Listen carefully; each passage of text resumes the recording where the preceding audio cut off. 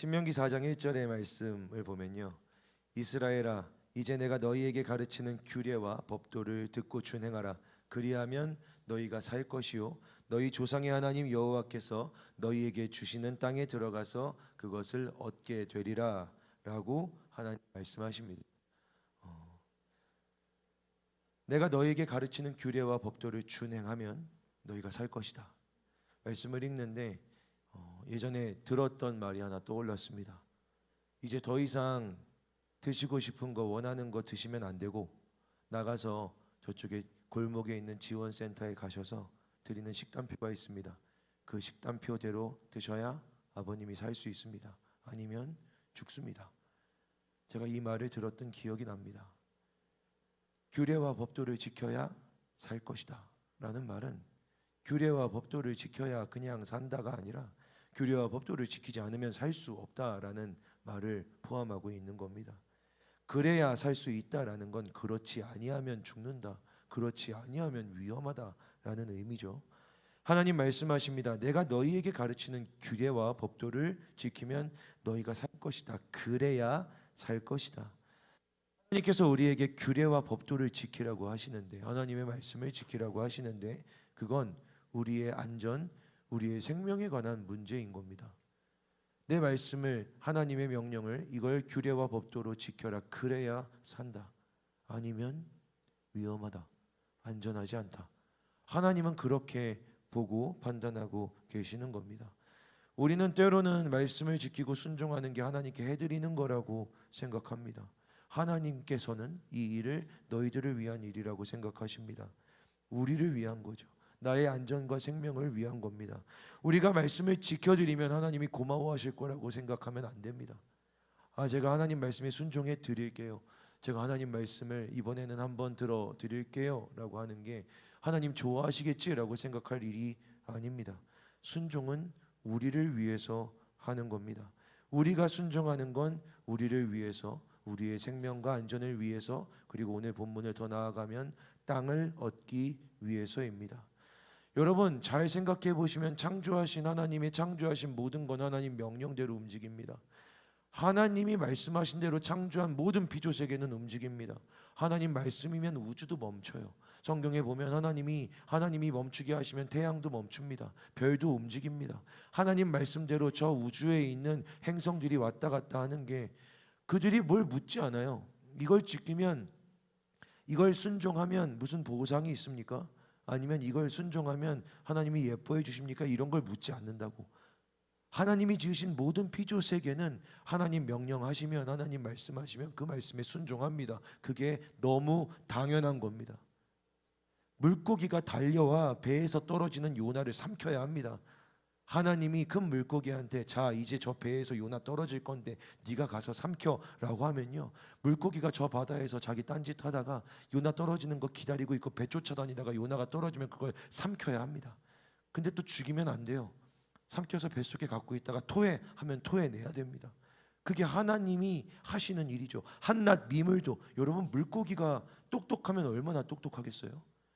물고기에게 모르겠네, 뇌가 있는지 없는지는 잘 모르겠어요. 물고기가 얼마나 탁월한 동물인지는 모르겠지만 물고기도 하나님 말씀하시면 군말 않고 순종합니다. 먹어 하면 먹고, 대기해 하면 대기하고, 뱉어 하면 뱉습니다. 이유가 없습니다. 그게 하나님이 지으신 피조세계가 하나님 창조주에 대해서 반응하는 방식입니다. 미물도 별도, 가장 작은 것도 가장 큰 것도 순종합니다. 이들의 순종엔 이유 같은 게 없는데 우리의 순종만 다릅니다. 우리의 순종은 우리를 위함입니다. 하나님은 이 모든 피조세계가 하나님의 뜻과 하나님의 영광을 위해 하나님 말씀에 순종하도록 창조하셨습니다. 근데 유독 사람에게, 하나님의 형상으로 창조하신 사람에게 명령하실 때에만 다른 이야기를 하십니다. 창세기 1장을 보면요, 창세기 1장 27절 28절에 하나님이 자기 형상, 곧 하나님의 형상대로 사람을 창조하시되 남자와 여자를 창조하시고 하나님이 그들에게 복을 주시며 복을 주시며 하나님이 그들에게 이르시되 생육하고 번성하여 땅에 충만하라. 땅을 정복하라. 바다의 물고기와 하늘의 새와 땅에 움직이는 모든 생물을 다스려라 하시니라. 이 말씀을 잘 보면 명령입니다. 그죠? 부탁이 아니에요. 잘해줄게, 내일 뭐 줄게 가 아니라 하나님이 그들에게 하신 이 말은요, 처음으로 하나님이 사람에게 하신 말은 명령입니다. 그 명령이 뭐냐면 생육하고 번성하고 땅에 충만해라, 땅을 정복해라 라는 명령입니다. 명령이에요. 명령인데 이 말씀 앞에 보면 복을 주셨답니다. 복이 명령이라고요. 하나님이 복을 주시는데 그 하나님의 복은 명령이었습니다. 그 명령을 순종하면 축복을 받는 겁니다. 우리는 누가 나한테 명령하면 싫잖아, 그죠? 네가 뭔데 명령이야? 왜 말투가 그래? 왜 나한테 이래라 저래라야? 라고 말하죠. 우리는 모두 명령 듣는 게 싫은 존재들입니다. 내가 주인, 내가 스스로 움직이고 싶은 존재들이죠. 누가 나한테 명령하는 거 싫어요. 순종하라는 말이 싫습니다. 존재적으로 순종이라는 단어가 거슬린다고요. 그런데 하나님은요, 창조하시는 순간에 명령하셨습니다. 그리고 그게 축복이라고 하십니다. 모든 피조세계는 이유도 달지 않고 그냥 명령하면 순종하고 거기에 복 같은 건 없습니다. 그게 당연한 거니까. 여기서 저기로 가라고 하면 여기서 저기로 가는 게 당연한 거니까 거기에 축복 같은 건 없습니다. 창조주가 여기 있으라고 하면 있는 거지 거기에 뭘 복을 바랍니까? 내 것에게 내가 명령하는데 상 주세요라고 말할 수 있는 게 어디 있습니까? 그런데 사람만 하나님 명령하시는데 그 명령이 복이랍니다. 왜요? 하나님의 형상이니까. 하나님이 다르게 지었으니까. 그냥 모든 다른 피조 세계가 아니라 하나님은 하나님과 같이 그들을 창조하신 겁니다. 하나님이 그리하신 것처럼 땅을 정복하고 땅을 통치하고 바다의 물고기, 하늘의 새, 움직이는 모든 생물을 다스리시는 하나님과 같이 그들이 되기를 명령하셨습니다. 그게 축복인 거죠. 사랑하는 여러분, 그러므로 하나님의 말씀, 하나님의 명령에 순종하는 것은 사람에게 복입니다. 최초부터 태초부터 그랬습니다. 우리가 타락해서 그 명령이 거슬리게 들리는 거지. 원래 하나님이 사람에게 주신 모든 명령은 복으로서 주시는 겁니다. 이 말씀에 순종하면 너는 복을 받는다. 말씀에 순종해야 복을 받는다. 근데 하나 더 나아가서 네가 타락하고 네가 어둠의 세상, 어둠의 권세자들이 통치하고 있는, 사탄이 통치하고 있는 이 땅의 위험한 땅에 살고 있기 때문에 너는 내 복을 받고 말씀에 순종해야 안전하다, 살 수 있다. 하나님 말씀하시는 거죠. 사랑하는 여러분, 그런데 이 첫 번째 최초의 말씀, 최초의 명령, 땅에 충만하라, 땅을 정복하라고 하는 이 말씀을 보면요, 뭔가 뒤집어서 생각하면 다른 게 있습니다. 왜냐하면 하나님이 처음 창조하셨을 때 하나님이 창조했으니까 하나님이 주인인 것 같은데 하나님이 그 땅을 정복하라고 하시는 거죠. 정복은요, 민수기 32장 22절에 보면 그 땅이 여호와 앞에 복종하기까지 싸우면 여호와 앞에나 이스라엘 앞에서나 무죄하여 돌아오겠고 이 땅은 여호와 앞에서 너희의 소유가 되리라 라고 하시는 이 구절에 똑같이 쓰여 있는 말씀입니다. 정복, 복종. 정복과 복종은요, 싸움을 통해서 이 대상에게 굴종하는 것, 순종하는 것을 의미합니다. 하나님이요, 셋째 날에 창조한 게 땅입니다. 그리고 여섯째 날에 창조한 게 사람이죠. 근데 셋째 날에 하나님이 지은, 하나님이 창조한 땅을 여섯째 날 창조한 사람에게 싸워서 빼앗아 정복하고 통치하라고 말씀하시는 겁니다. 이상하죠? 이상하지 않습니까? 하나님이 어차피 지으신 건데 주시면 그만 아니에요. 하나님 건데 주시면 그만인데 그 땅을 정복해라, 싸워서 빼앗아라, 통치해라, 점령해라 라고 말씀하십니다. 민수기 32장을 보면 더 이상하죠. 여러분, 이스라엘 백성들이요, 출애굽해서 광야로 나와 가나안 땅으로 들어갑니다. 가나안 땅을 점령하라고 하십니다. 가나안 땅에 들어가서 그러면 싸울 대상이 누굽니까? 가나안 땅에 들어가서 이들이 싸워야 할, 이 땅에서 싸워야 할 대상이 누구예요? 누구죠? 누구예요? 가나안 땅. 이스라엘 백성들이 가나안 땅에 쳐들어갔어. 가나안 땅에는 땅 주인들이 있지. 가나안 땅 주인들을 가나안 사람이라고 이야기합니다. 가나안 사람들이라고 말해요. 그러면 이스라엘 사람들은 누구랑 싸워야 합니까? 여러분, 제가 더 쉽게 말씀드릴게요. 이스라엘 사람들이 가나안 땅에 들어가. 가나안 땅엔 주인이 있어. 남의 땅에 들어가는 거야. 여러분, 남의 집에 들어가면은 안 되죠?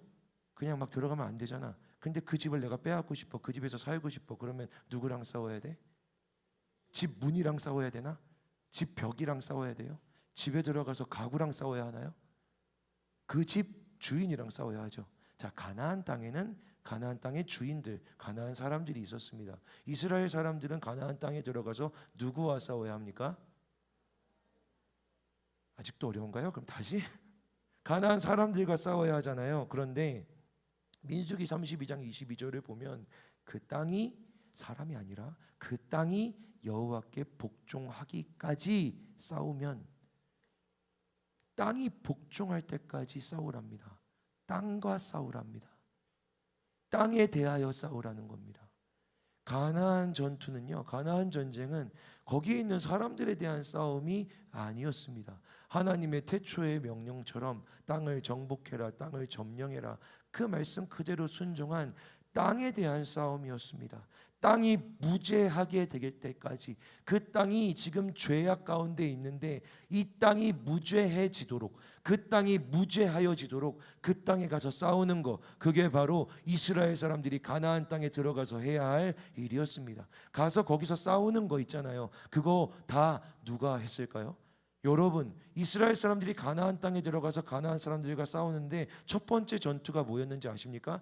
우리 전쟁 설교하고 여름 지나간 지 얼마 안 됐는데 가나안 땅에 들어간 첫 번째 전투, 막 13바퀴 돌고서는 성벽 아래서 막 언약궤 메고 막 돌고 거기서 막 소리 지르고 세 글자로 된 성의 성벽이 막 무너지는데, 초등학생들은 알 텐데, 드림 어린이는 알 텐데, 우리 청년교회는 여름에 들은 이 성의 이름을 혹시 모르는 건 아니잖아요, 그죠? 첫 번째 전투가 어디였죠? 여리고였죠. 여리고에서 이스라엘 백성들이 뭘 싸웠습니까? 아무것도 싸운 게 없습니다. 그들은 그냥 뭐 했죠? 침묵하고 성을 돌아라는 말씀에 순종했을 뿐입니다. 그죠? 마지막 날에는 외쳐라. 그들이 한 건 말씀에 순종한 것밖에 없는데 성벽은 누가 무너뜨렸습니까? 높은 데시벨의 소리요? 130데시벨 정도였나요? 뭐가 무너뜨린 겁니까? 소리입니까? 하나님입니까? 하나님이 무너뜨리신 거죠. 싸움은 누가 했습니까? 하나님이 하신 겁니다. 그럼 그들에게 남겨진 게 무엇일까요? 그 땅을 점령하라고 하는데 싸움은 하나님이 싸워주시잖아. 사람은 하나님이 치워주신다고. 모든 전쟁의 양상이 다 그렇습니다. 가면 싸울 때 하나님이 아무리 이들이 작아도, 아무리 이들이 힘이 없어도 하나님이 다 이겨주신다니까. 적들을 다 몰아와가지고 싸우게 하시고 이기게 하신다니까. 그건 하나님이 다 해주세요. 근데 그들에게 명령하신 게 있습니다. 땅이 복종하기까지 싸워라. 니들이 싸워라. 땅이 복종할 때까지 싸워라. 그러면 그 땅이 무죄하여 하나님께 돌아올 것이다. 이게 무슨 말이냐면 창세기로 다시 돌아가면 알 수 있습니다. 여러분, 아담과 하와가 범죄하잖아요. 아담과 하와가 범죄하고, 아담과 하와가 범죄한 이후에 하나님이 아담에게 말씀을 주세요. 심판이기도 하고 저주이기도 하지만 또한 그에게 주신 명령이자 사명이기도 합니다. 그게 뭐냐면 땅이 너로 인하여 저주를 받아. 너의 범죄 때문에 땅이 저주를 받고 죄로 가득한 땅이 되어서 그 땅은 이제부터 너한테 가시덤불과 엉겅퀴를 낼 거야. 네가 아무리 수고해도 땅은 너한테 좋은 열매를 내지 않을 거야. 그래서 너는 땅에서 땀을 흘려야 열매를 얻을 수 있을 거야. 그게 아담에게, 그게 사람에게, 아담 남자에게 주신 하나님의 저주이자 명령이고 심판이었습니다. 그런데 하나님이 그 가나안 땅에 들어가서 뭘 하라고 하냐면 규례와 법도를 지켜 행하라고 하십니다. 말씀에 순종하라고 하시는 거죠. 말씀에 순종하면, 말씀에 순종함으로 싸우면, 말씀에 순종하여 그 땅이 복종할 때까지, 그 땅이 복종할 때까지 싸우면, 더 이상 가시덤불을 내지 않고 엉겅퀴를 내지 않고 좋은 열매를 낼 때까지 네가 그 땅에서 계속해서 순종해서 너로 인해 땅에 임한 저주가 너의 순종 때문에 바뀌어 드디어 기어이 땅까지 복종해서 너에게 좋은 열매를 낼 때까지 이르면 너는 그 땅을 얻고 거주하게 되리라. 그 땅을 점령하게 되리라. 할렐루야. 이게 하나님이 주시는 말씀의 순종에 대한 말씀입니다. 점령이라는 의미죠. 사람과의 싸움이 아닙니다. 하나님이 가나안 땅을 점령하라고 했지 가나안 사람들을 무찌르라고 하지 않으셨습니다. 내가 너에게 줄 땅으로 가서 그 땅을 점령하라고 하셨을 때 그 땅이 점령되어야 할 필요는 사람으로 인해 땅이 저주받았기 때문입니다. 그래서 그 땅이 사람에게 가시덤불과 엉겅퀴를 계속해서 내고 있기 때문이죠. 그런데 그 땅이 복종하게 하는 하나의 방법은 뭐냐면 그들이 저주를 받게 한 그 땅이 저주를 받게 한 그 땅이 파괴되게 한 그 땅이 사람을 대적하게 한 그 원형적 죄를 뒤집는 겁니다. 아담과 하와가 처음 저지른 죄가 뭐였습니까? 아담과 하와의 첫 번째 죄이자 최초의 죄가 무엇이었습니까? 창세기를 다시 설명할 필요는 없잖아요, 그죠? 아담과 하와가 선악을 알게 하는 나무의 열매를 절대로 먹지 말라고 한 하나님의 말씀을 불순종하여 이것이 하나님께 대한 죄악이 되었죠. 아담과 하와의 최초의 죄는 불순종이었습니다. 이들의 최초의 죄인 불순종 때문에 결과 땅이 저주를 받았습니다. 민수기 32장에서 너희들이 그 땅에 가서 그 땅을 점령해라. 사람들은 내가 치워줄 테니까. 너희들은 그 땅에서 뭘 하냐면 규례와 법도를 지켜서 행해라. 그러면 그 땅이 너희에게 저주받은 그 모습이 아니라 하나님의 회복된 모습으로 좋은 열매, 좋은 소산을 내어줄 것이다. 땅이 복종할 때까지 말씀에 순종할지어다. 사랑하는 여러분, 여러분의 인생이 혹시 쓰고 고통스러우십니까? 애를 쓰고 수고하는데 가시덤불만 맺히는 것 같고 애를 쓰고 수고하는데 좋은 열매가 돌아오지 않는 것 같으십니까? 아무리 뭘 해도 수고한 만큼의 열매가 수고한 만큼의 보상이 돌아오지 않는 것 같으십니까? 여러분의 서 있는 땅이 여러분의 삶이 점령되지 않고 저주받았기 때문입니다. 성경에 기록된 대로 말이죠. 그러면 여러분, 내가 살고 있는 이 땅이 나에게 온건한 열매를 맺게 해주려면, 온전한 열매를 돌려주려면 난 뭘 해야 합니까? 내가 농사를 더 잘 지으면 되나요? 농사 짓는 법을 열심히 배우면 되나요? 내가 더 잠을 자지 않고 일을 하면 되나요? 그게 우리가 하는 방법이죠. 우리의 인생의 결과와 열매가 없을 때 내가 쓰는 방법은 더 노력하는 겁니다. 더 배우는 겁니다. 더 애를 쓰는 겁니다. 잠을 더 줄이는 겁니다. 하나님은 아니라고 하십니다. 너의 문제가 아니야. 그 사람의 문제가 아니야. 그 땅 위에 서 있는 것들의 문제가 아니라 땅의 문제야. 네가 서 있는 땅의 문제야. 네가 살고 있는 그 땅의 문제야. 땅의 문제라고. 그 땅이 죄로 인하여서 불순종으로 인하여서 저주를 받았기 때문에 네가 살고 있는 그 땅에서 아무리 네가 노력하고 아무리 네가 온 힘을 다해 애쓰고 발버둥 쳐도 좋은 열매가 맺히질 않는 거야. 뿌리는 대로 거두어지질 않는 거야. 이게 얼마나 큰 축복입니까, 여러분? 뿌리는 대로 거두는 것, 뿌리는 대로 거두는 것만큼 행복한 일이 어디 있습니까? 여러분, 초등학생들이 왜 행복한지 아세요? 공부하면 공부하는 대로 대충 성적이 나오니까 그런 겁니다. 중학생, 고등학생쯤 되면 이제 공부를 해도 안 되는 게 있잖아요. 너무 오래 지난 일이라 잊었어요? 우리에게 30, 40대가 그렇게 많은가요? 여러분, 초등학교 땐 구구단 외우면 될 일이잖아요. 구구단은 다 외울 수 있습니다. 2단은 다 외울 수 있잖아요. 이전니 우진아? 그게 초등학생이에요. 2단의 세계, 3단의 세계. 그걸 하면 칭찬을 받습니다. 그런 인생은 행복하죠. 노력하면 열매가 맺히는 인생. 우리의 인생이 왜 괴로운지 아십니까? 노력만큼의 열매가 맺히지 않기 때문입니다. 내가 수고하는 것만큼의 결과가 돌아오지 않기 때문입니다. 내가 기대하는 것만큼의 그 다음에 보상이 주어지지 않기 때문입니다. 사람도 모든 것들도 일의 결과도. 근데 왜 그러냐면 내가 잘못해서가 아니라고, 네가 더 노력해야 될 일이 아니라고, 여러분이 더 애쓰고 수고해야 될 일이 아니라고, 여러분이 모자라서가 아니라고, 여러분이 기도를 안 해서가 아니라고, 여러분이 눈물을 더 많이 흘리지 않아서가 아니라고, 여러분이 5시간씩 기도를 안 해서가 아니라 여러분이 말씀에 순종하지 않기 때문입니다. 하나님이 이 땅에서 말씀에 순종하며 살아가라고 하는 그 말씀에 따라 살아갈 때 여러분이 서 있는 땅이 하나님의 능력에 의해 저주받은 땅에서 좋은 땅으로 변화하게 될 줄을 믿습니다. 여러분 삶을 바꾸는 방식은, 여러분의 인생이 좋은 열매를 경험하게 하는 방식은 더 많이 배우는 게 아니라, 더 많이 애쓰는 게 아니라, 잠을 줄이는 게 아니라 하나님의 말씀에 순종하는 것입니다. 사랑하는 여러분, 그런데 하나님이 이렇게 말씀하십니다. 너희는 내 규례를 행하여 내 법도를 지켜 행하라. 그리하면 너희가 그 땅에 안전하게 거주할 것이라. 땅은 그것의 열매를 내리니 너희가 배불리 먹고 거기 안전하게 거주하리라. 레위기 25장 18절에서 19절의 말씀입니다. 아, 맞아, 목사님이 이야기했지. 말씀대로 지키면 땅이 열매를 준다고 했지, 열매를 낸다고 했지, 배불리 먹는다고 했지, 안전하다고 했지. 아, 그 말씀이구나. 그런데 한 가지 더 있습니다. 왜냐하면 제가 읽은 말씀은 레위기 25장 희년에 관한 말씀이기 때문입니다. 희년이 어떤 때냐면 농사를 지을 수 없는 때입니다. 희년이 되면 아무 일도 할 수가 없습니다. 7번째 안식년들마다 돌아오는 그 절정이 희년입니다. 절대 아무것도 할 수가 없습니다.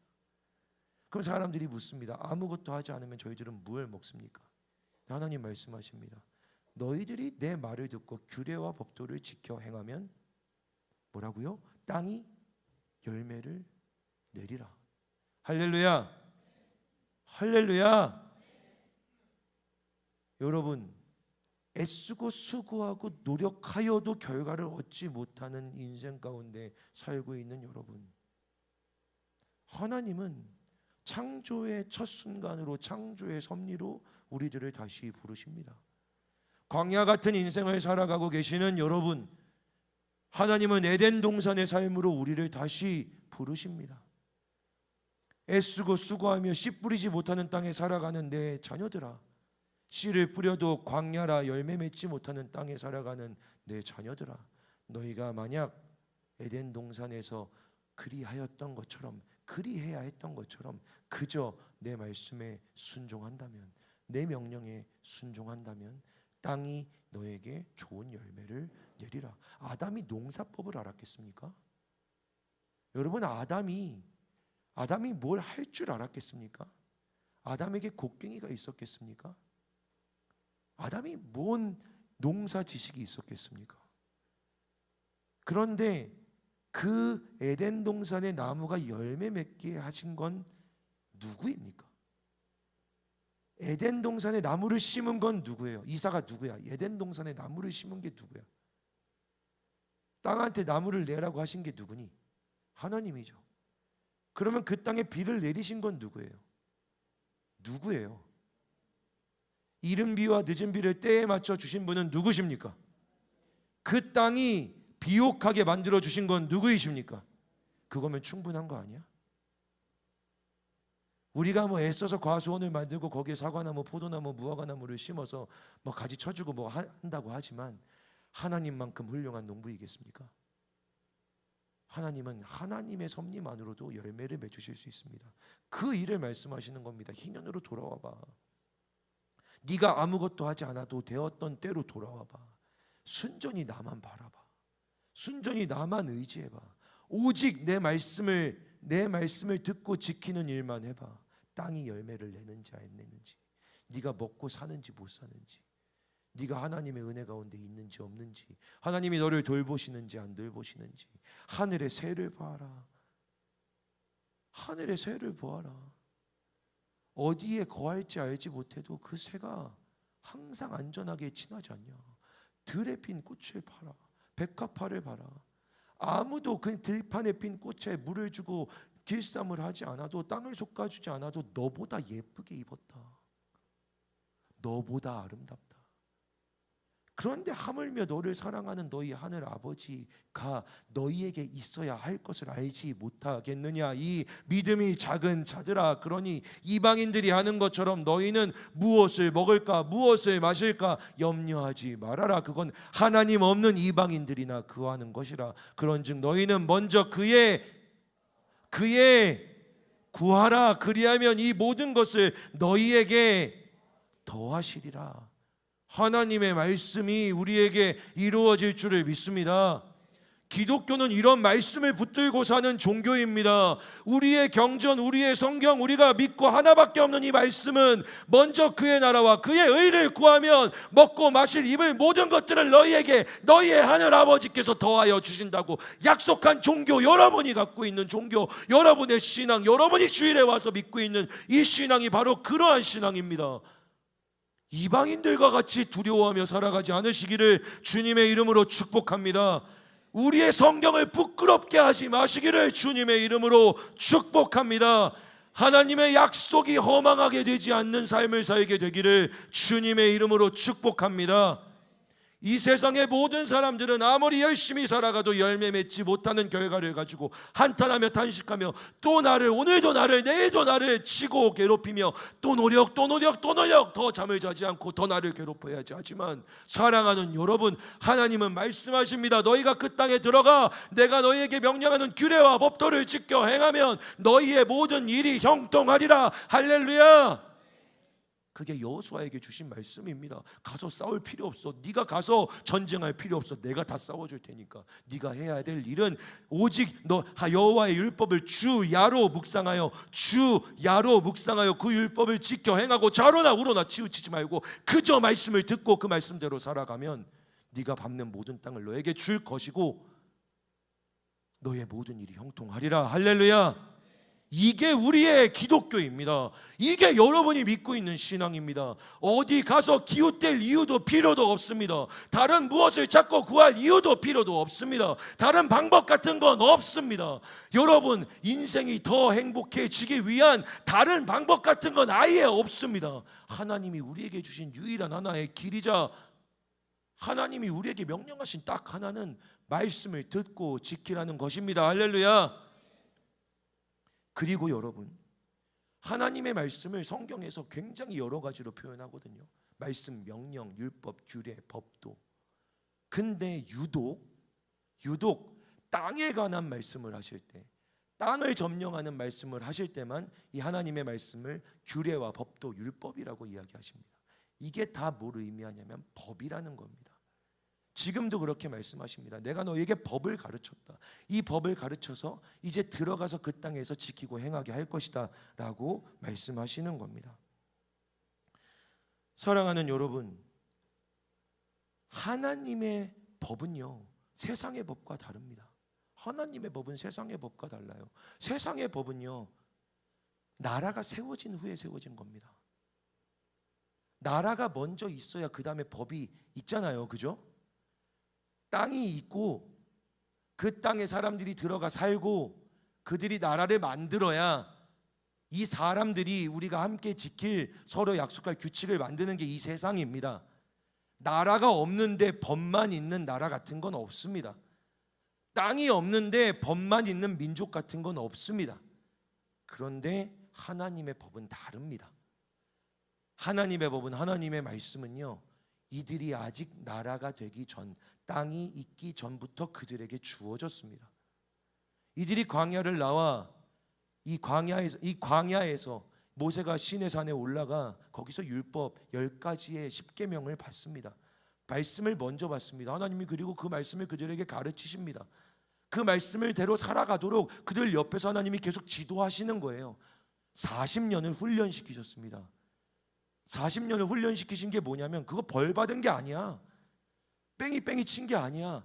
하나님 말씀, 하나님의 법을 그들에게 주시고 어떻게 하면 이 법을 지켜 살아갈 수 있는지 하나님이 바로 옆에서 그들의 눈에 보이는 그 장막 한가운데 하나님이 계시면서 구름 기둥과 불 기둥으로 인도하시고, 그들에게 먹을 것이 없이 있을 때 하나님 말씀으로 명령하시면 먹을 게 떨어지고, 그들에게 마실 게 없을 때 하나님 말씀으로 명령하시면 물이 나오고, 사람들이 그들을 공격할 때 하나님이 말씀하시고 명령하시면 그것들을 싸워 이기고, 하나님이 구름 기둥과 불 기둥으로 그들을 가라고 하시고 멈추라고 하시고, 이 모든 걸 하나님이 가르쳐 주신 거야. 광야에서 어떻게 해야 이 법을 지키고 살아갈 수 있을지, 왜 이 법을 지키고 살아가야 하는지, 광야에서 40년 동안 훈련을 시키신 거예요. 이 법대로 살아가라고, 이 규례대로 살아가라고. 왜? 가나안 땅에 들어가면 이제는 너희가 그 법을, 규례를 지켜야 하니까. 그때는 예루살렘에 있고 그들이 땅으로 펼쳐져 가지고 자기의 자리에서 살아가게 될 테니까 훈련시키신 거죠. 그런데 하나님께는 이 시간이 너무 좋았대요. 훈련하시는 시간이. 광야에서 그들과 동행하시면서 그들 바로 옆에서 가르쳐주고 그들이 자라나는 것을 보는 시간이 좋으셨대요. 맞아요. 진짜 그 시간은 행복한 시간이에요. 저도 청년들 가르칠 때요, 잘 배우고 잘 성장하고 잘 알아들으면 가르치는 게 너무 즐거워요. 함께하는 게 너무 기쁘다고요. 하나님이 그러셨나 봐요. 그래서 예레미야 2장을 보면 내가 광야에서 너의 청년의 때의 사랑과 신혼의 사랑과 청년 때의 인애를 기억한다라고 하세요. 40년 동안 하나님이 데리고 다니면서, 40년간의 신혼기간이니까 엄청 길죠. 40년 동안 데리고 다니면서 하나님이 그들과 함께 동행하며 가르쳤던, 말씀을 가르쳤던 그 시간이 하나님께 너무 행복했던 거죠. 너무 좋았던 거죠. 그래서 항상 광야를 이야기하신다고. 그때를 기억해라. 내가 너희들 바로 옆에서 너희들을 먹였고 재웠고 살게 했고 마시게 했고 너희들을 입혀주었고, 돌아봐봐. 40년을 돌아다녔는데 너희들의 신발이 부르트지 않았어. 너희들의 옷이 헤어지지 않았어. 40년 모래바닥을 너희들이 지나왔는데 너희들의 옷과 신발에 뭐라고 하나도 망가지지 않았잖아. 그걸 누가 했을까? 내가 한 거야. 너희들이 말씀대로 살아가기만 하면, 법과 규례대로 살아가기만 하면 난 너희들을 지킬 수 있어라는 걸 40년간 알려주신 겁니다. 사랑하는 여러분, 세상과 다른 하나님의 법, 하나님의 말씀에 순서가 있습니다. 왜 그랬을까요? 왜 하나님의 법은 순서가 다를까요? 여러분, 창조가 어떻게 됩니까? 창조의 순서가 어떻게 됩니까? 태초에 말씀이 계시니라. 이게 요한복음 1장에 나오는 말씀이 제일 먼저 있습니다. 무슨 말인지 아시겠어요? 말씀이 제일 먼저 있다고. 태초에 창조되기 전에도 말씀이 있어. 그리고 세 번째 날에 땅이 창조되죠. 사람은 몇 번째 날에 창조됐다고? 아까 얘기했는데 사람은 6번째 날에 창조됐어요. 나중에 여러분 애 낳고 애들이 물어봤을 때 모르면 얼마나 쪽팔려요. 애들은 드림 어린이에서 배워온다니까. 애들은 10가지 재앙 10계명 다 외우고 있어요. 애들은 무서운 애들이에요. 엄마 7번째 재앙이 뭔지 알아? 몰라. 이 부끄러움에 있으면 안 되잖아요. 여러분, 날카로워지세요. 6번째 날에 사람이 창조되죠. 하나님의 세계는 순서가 달라요. 사람의 세계는 사람이 먼저, 그죠? 그리고 땅, 그 다음에 법이잖아요. 하나님의 세계는 법, 그 다음에 땅, 그 다음에 사람이에요. 사람이 제일 뒤늦게 태어났고 약하죠. 그런데 이 사람이 최태초의 법을 받아들이고 지키면, 순종하면 땅을 차지하고 점령할 수 있다라고 말씀하시는 거죠. 그게 성경의 섭리인 거예요. 하나님의 법은요, 하나님의 말씀은요, 모든 걸 창조하시는 말씀이었던 거예요. 그런데 여러분, 신명기 4장 6절을 보면 그 말씀, 그 법이요, 남들이 보기에는 지혜와 지식이래요. 여러분, 제가 아까 계속 얘기했던 이게 하나님 말씀이다, 우리가 믿는 신앙이다. 어떻게 보면 또 어떤 사람들은 되게 무식하네. 어떤 사람들은 저 사람들 광신도인가? 왜 자기를 위해 노력하지 않으라고 하지? 왜 하나님만 바라보라고 하지? 저 사람들 되게 이상한 사람들이라고 생각하는 공포는 우리에게 있는 거지. 근데 하나님 이렇게 말씀하십니다. 이방인들이 만약 너희가 그 땅에 들어가서 하나님의 법과 규례를 지켜 행하는 것을 보면 이 큰 나라는 얼마나 지혜롭고 지식이 있는가라고 생각하게 되리라 라고 하나님 말씀하시는 거예요. 그들은 큰 나라가 아니에요. 그 조그만 이스라엘 땅이에요. 근데 그들이 보기에 그들을 여기까지 신비로 이끌어 와서 땅도 없고 나라도 없는데 먼저 그 법부터 붙들고 와서 그 법 하나로 땅을 사람들을 완전히 점령하고 치우고 그 땅을 차지하고 살아가고 있으면서 그 땅을 그 법을 그 규례를 지켜 행하는 것만 하고 있는 이 사람들을 보며 그들이 놀라게 된다고요. 와, 저 사람들은 뭐길래 우리 모두가 살아가는 방식이 아니라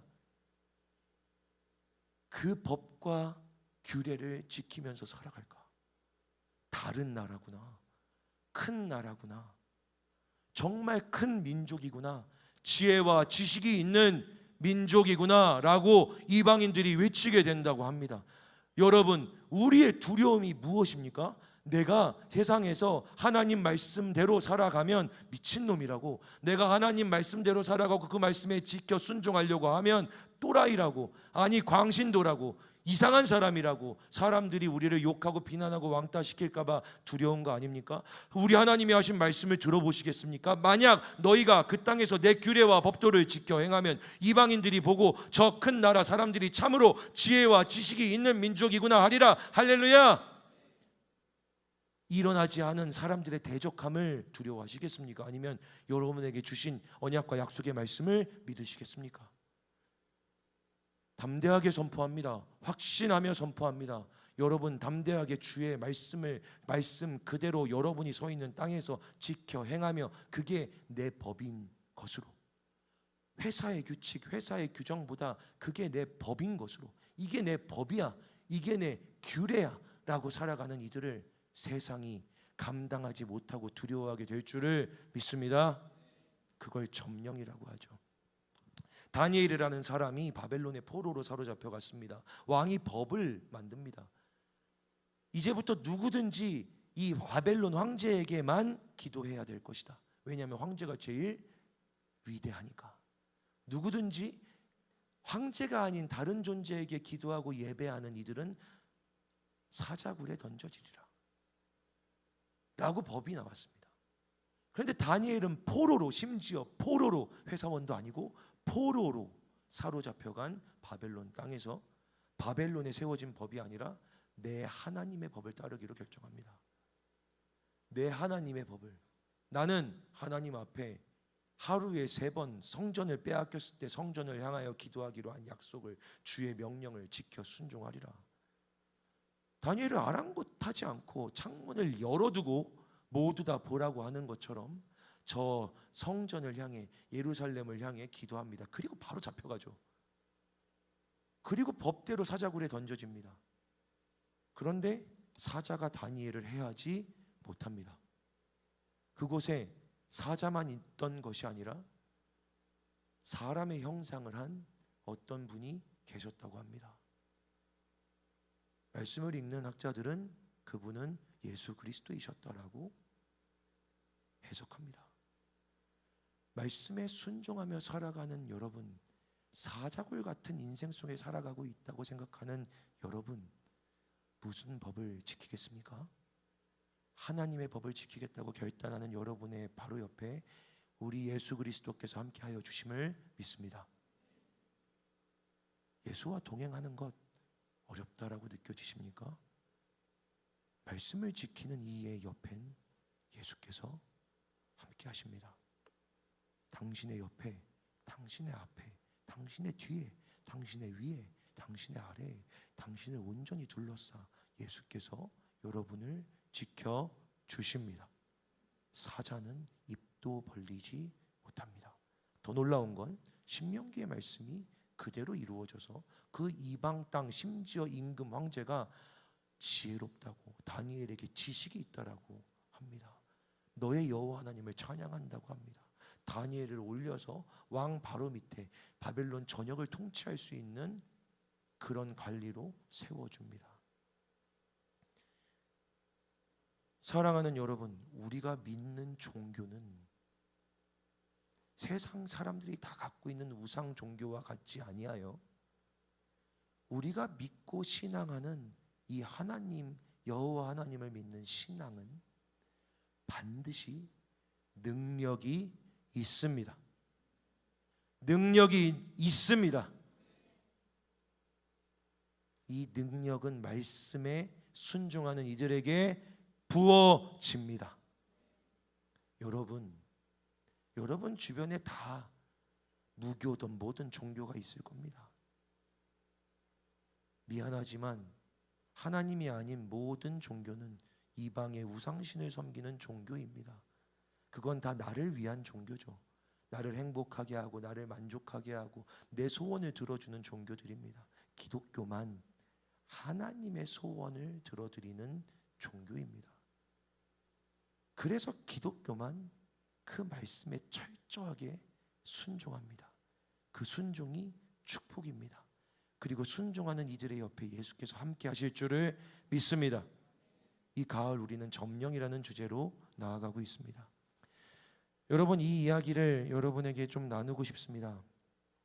저희 이번 한수망 청년교회 칸토는 캄보디아로 선교를 가지 않습니다. 공식적으로 공동체적으로 이야기하지 않은 것 같아서 광고가 아니라 말씀을 통해 나누고 싶습니다. 선교를 가지 않기로 결정했습니다. 처음에 캄보디아와 관련된 기사들 또 함께 염려해 주었던 청년들의 이야기들이 있었습니다. 제게 주어졌던 하나의 마음이 있었습니다.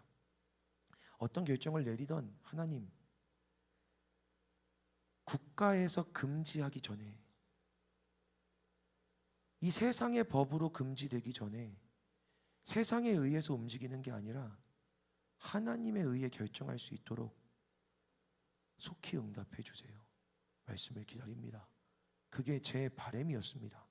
저한테요, 여러분 저를 어떻게 생각하시는지 모르겠지만 저는 가고 가지 않고가 중요하지 않습니다. 캄보디아에 가고 가지 않고, 태국에 가고 가지 않고, 대만에 가고 가지 않고, 제주에 가고 가지 않고, 일본에 가고 가지 않고, 부천에 가고 가지 않고는 저에게 아무것도 중요한 일이 아닙니다. 가면 어떻고 안 가면 어떻습니까?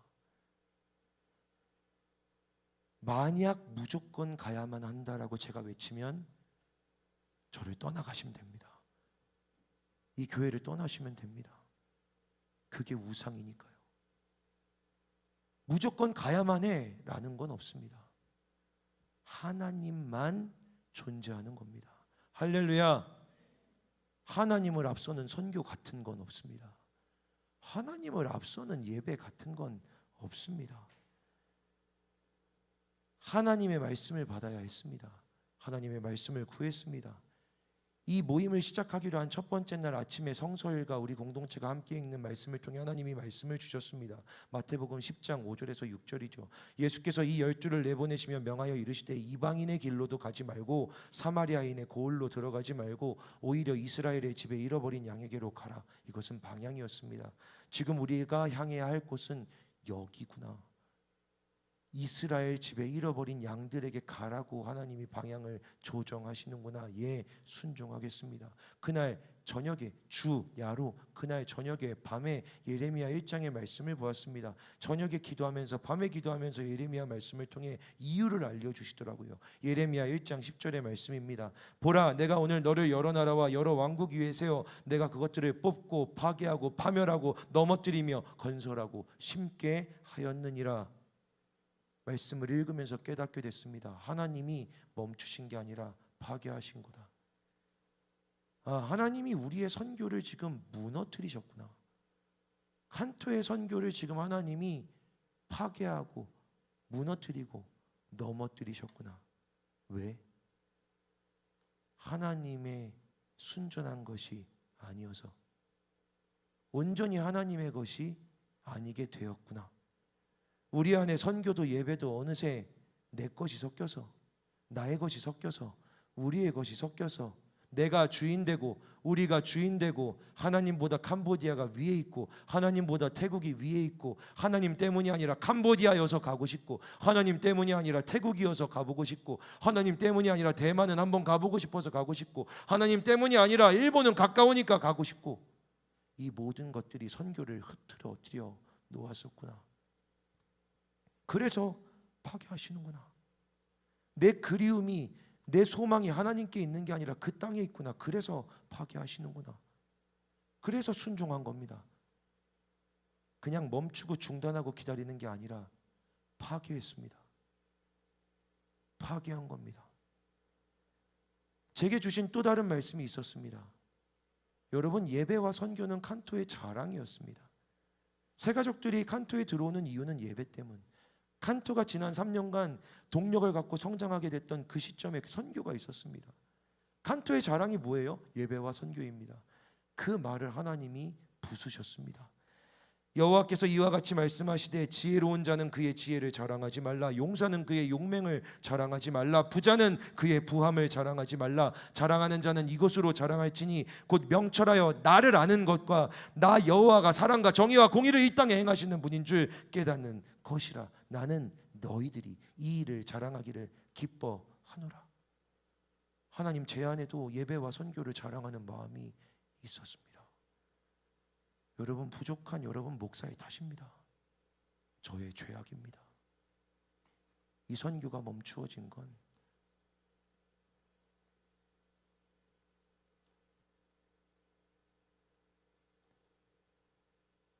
저의 부족함 때문입니다. 제 안의 자랑이었고 제 안의 기쁨이었고 제 안의 사랑이었던 것들을 하나님이 제게 깨닫게 하셨습니다. 선교를 자랑하지 말았어야지. 이 예배를 자랑하지 말았어야지. 오직 너의 하나님을 자랑했었어야지. 하나님은 제게 그렇게 깨닫게 하셨습니다. 그러나 사랑하는 여러분, 저는 다시 자랑합니다. 한소망 청년교회 칸토는 즉각적으로 순종하여 하나님이 파괴하시는 것도 기꺼이 받아들이며, 치시고 때리고 파괴하시고 심판하시면 기꺼이 바닥에 엎드려 순종하며, 저희는 저희들의 선교를 중단하기로 결정합니다. 우리는 그렇게 순종합니다. 우리는 하나님의 말씀을 이렇게 깨닫습니다. 하나님의 말씀을 깨닫는 건 자랑해도 된다 하셨으니 저희는 이렇게 자랑합니다. 칸토는 그 어느 때보다 주의 말씀에 가까운 줄을 믿습니다. 여러분, 10월 15일부터 예레미야 1장부터 읽어나가고 기도하고 있습니다. 방금 제가 읽은 말씀은 예레미야 9장이었습니다. 날마다 그 말씀을 붙들고 지난 3일 전부터는 회개하는 마음을 주셔서 무릎 꿇고 회개하고 있습니다. 감사특방 끝나고 50명, 온라인에서 한 20명 정도가 70명이 매일같이 모여 기도하고 있습니다. 말씀 앞에 탄식하며 회개하며 기도하고 있습니다. 그리고 하나님께서 성서일과에 이런 말씀을 주셨습니다. 너희들은 금식일을 정하여 성회를 모집하고 여호와 하나님께 부르짖어 기도하라. 성서일과는 3년마다 한 번씩 돌아옵니다. 21년 10월에도 이 말씀이 있었습니다. 21년 10월에 김동주 목사는 부임한 지 한 달밖에 안 된 여기에 100명 남짓 있는, 그리고 아무와도 친하지 않고 어떤 영향력도 없는, 힘도 없는 그런 목사였습니다. 아침에 성서일과 말씀을 읽으면서 품었던 마음이 기억납니다. 하나님, 제가 강단에서 금식을 하자고 한들 누가 하겠습니까? 참담합니다. 하나님, 금식을 한다고 한들, 금식하자고 한들 몇 명이나 하겠습니까? 그 마음으로 아파하며 혼자 그냥 홀로 한 끼를 금식했던 기억이 제게 남아 있습니다. 지난 주간 말씀을 읽는데 이 말씀을 다시 읽으며 3년 만에 다시 읽으며 제 안에 21년의 참담함이 아닌 기대와 소망이 생겼습니다. 하나님, 저는 담대하게 여호와 하나님께서 제게 주신 말씀을 공동체에 선포하겠습니다. 우리 공동체는 11월 4일 화요일 감사특밤이 끝나고 저 어퍼룸 칸토의 성전에 모여 함께 성회를 모집하고 기도하며 주님 앞에 공동체적으로 회개하며 나아갈 것입니다. 할렐루야. 그리고 그날 11월 4일 공동체적인 금식일을 선포합니다. 아침과 점심과 저녁 세 끼입니다.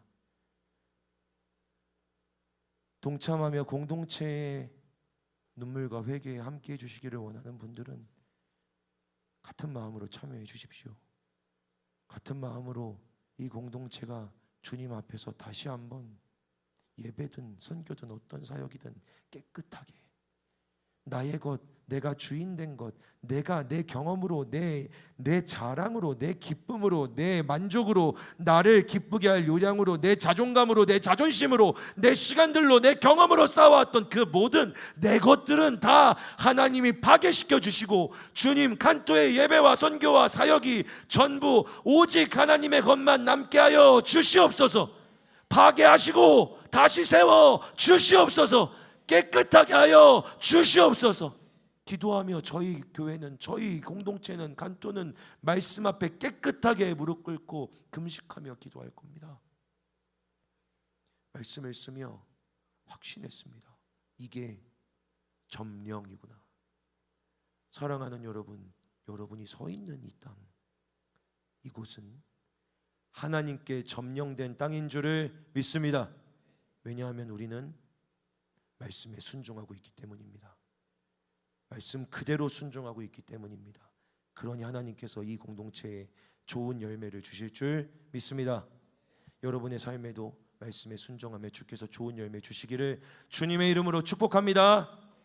같이 기도합시다.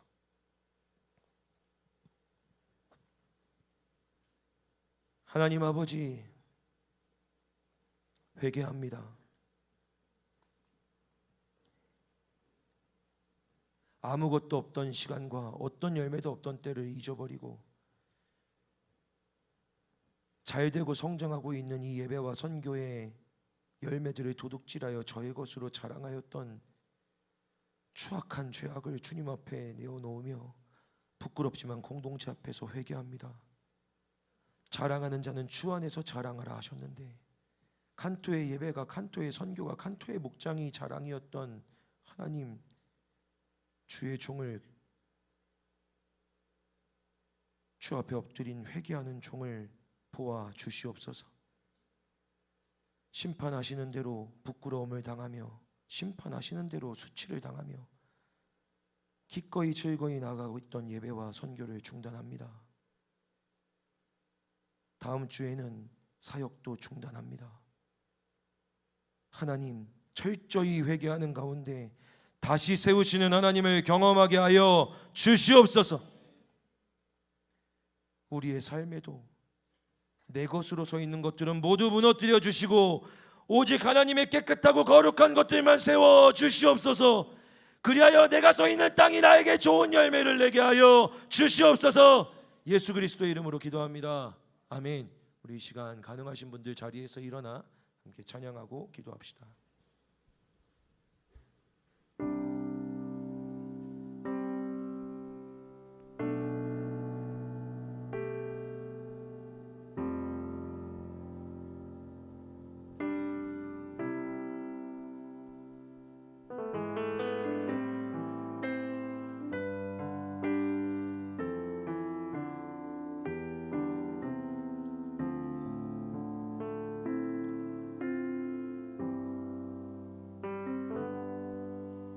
말씀 앞에서 경외함으로 주께 홀로 섭니다. 생명의 말씀 읽고 순종해 주를 예배합니다. 말씀 앞에서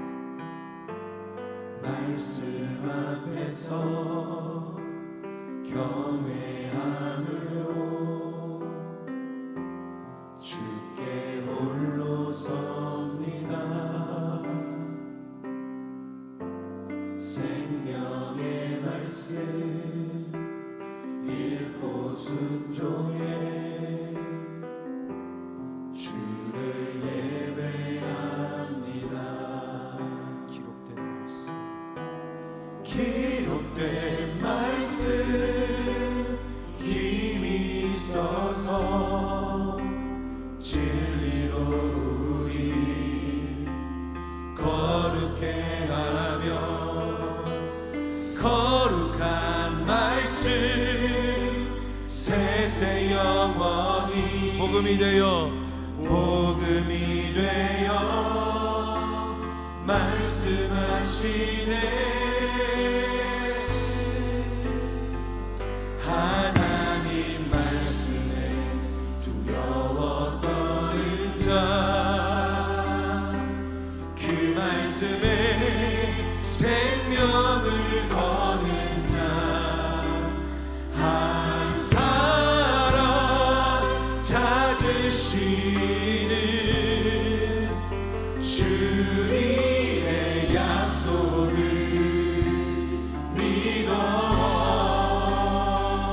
하나님 말씀에 인생을 거는 자,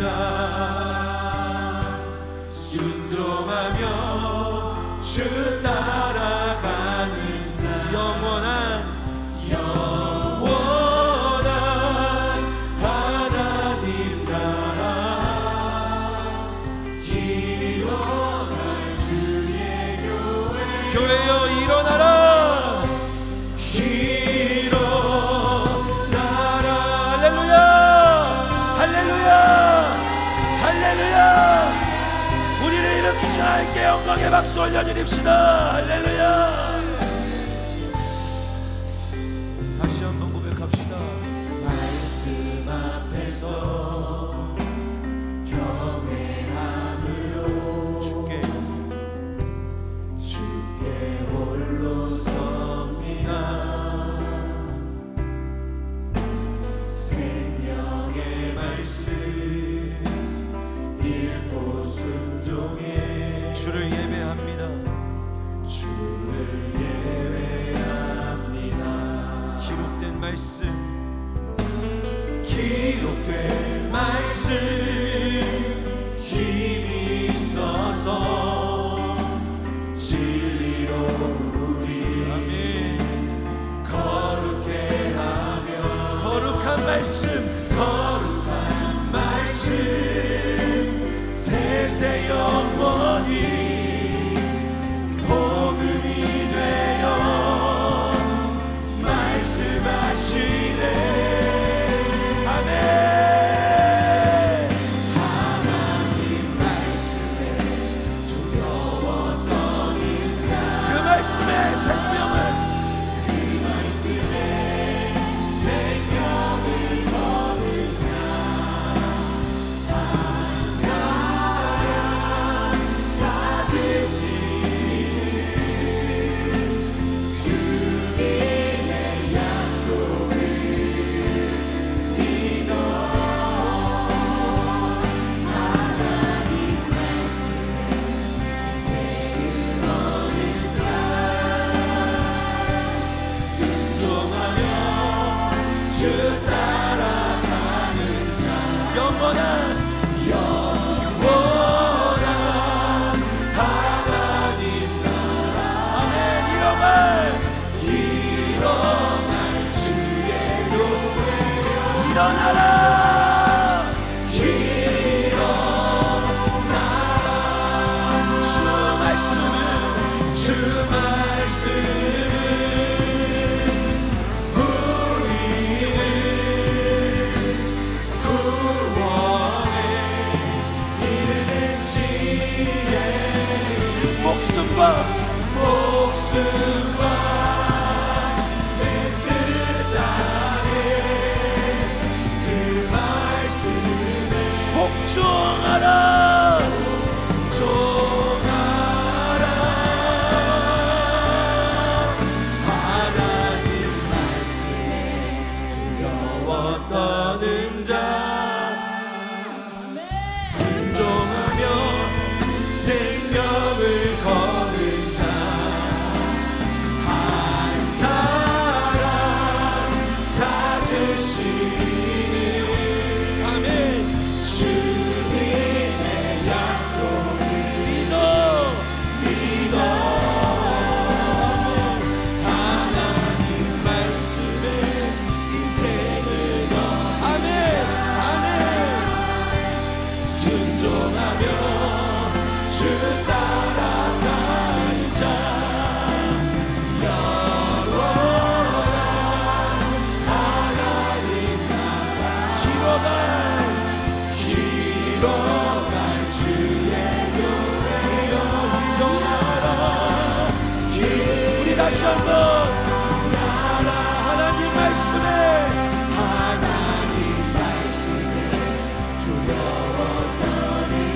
말씀에 생명을 거는 자, 그 말씀에 생명을 거는 자, 한 사람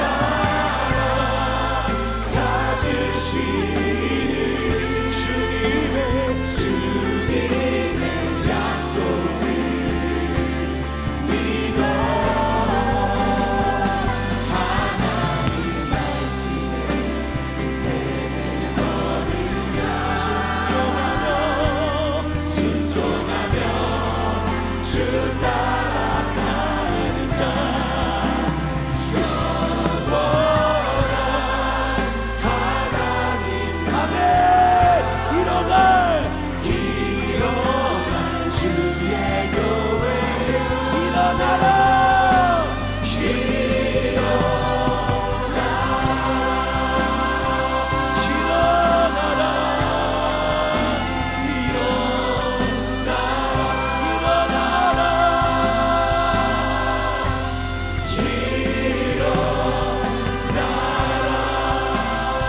할렐루야. 우리 하나님께 영광의 박수 올려드립시다. 일어날지어다. 일어날지어다. 일어날지어다.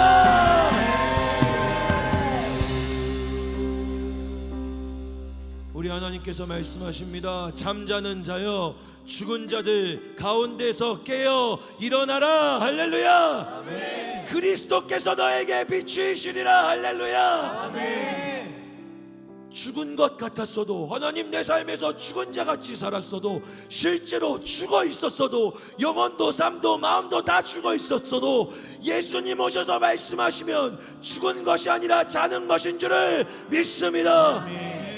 회당장 야이로의 딸이 죽어 있었을 때 예수께서 다가가 울며 통곡하는 이들에게 죽은 것이 아니라 잔다 하였지만 그들은 비웃었습니다. 그러나 예수님께서 말씀하십니다. 일상에서 아빠가 딸을 깨우는 그 말로 달리다금 소녀야 일어나라. 소녀야 일어나라. 일어나라. 일어나라. 일어나라. 일어나라. 잠자는 자여, 죽은 자들 가운데서 깨어 일어나라. 주여, 우리를 죽음에서 깨워 일으켜 주시옵소서. 우리를 생명이 되게 하여 주시옵소서. 우리 시간 주의 이름 외쳐 부르며 기도합니다. 주여,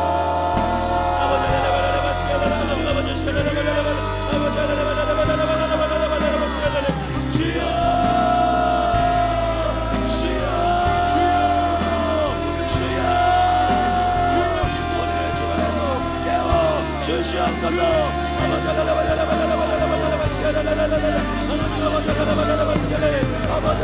일어날지어다. 깨어 일어날지어다. 주의 말씀이 비추며 말씀이 비추며 일어나 나갈지어다.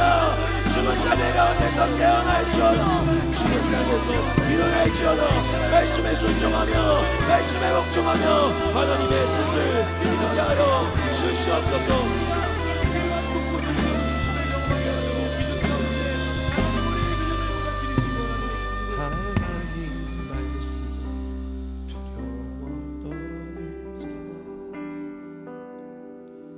말씀에 생명을 거는 자, 한 사람 찾으시는 주님의 약속을 믿어.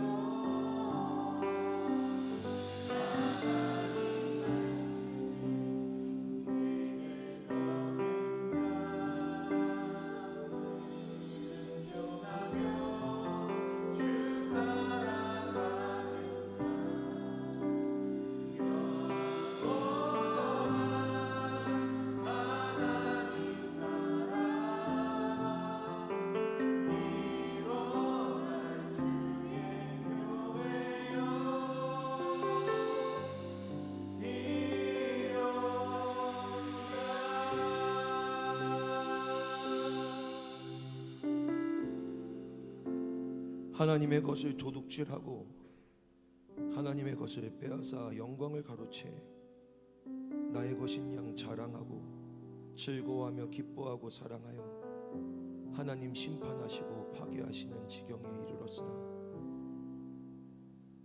주의 무거운 심판도 주의 것이기에 선하고 아름다운 것으로 감사함으로 받사오니 파괴하실 때에는 샅샅이 낱낱이 가루도 남기지 않고 파괴하여 주시옵소서. 그리고 이제는 그저 말씀 지키는 수준이 아니라 이 말씀에 생명을 운명을 걸겠다고 결단하며 나의 달려갈 길과 주 예수께 받은 사명 곧 하나님의 은혜의 복음을 증언하는 일을 마치려 하면은 나의 생명조차 조금 더 귀한 것으로 여기지 아니하노라 외치며 이 간토가 나아갈 때 주여 우리를 깨끗하게 일으켜 세워 주시옵소서. 이 마지막 때에 청년들이 세운 이 교회가, 청년으로 세우신 이 교회가 청년답게 주를 사랑하는 순전한 순수한 깨끗한 주의 자녀들답게 하나님의 말씀을 그대로 지키는 교회 되게 하여 주시옵소서. 그래서 이 땅이 좋은 열매를 맺게 하여 주시옵소서. 다시 새롭게 하실 하나님을 찬양하며 예수 그리스도의 이름으로 기도합니다. 아멘. 우리 하나님께 영광의 박수 올려드립시다. 아멘.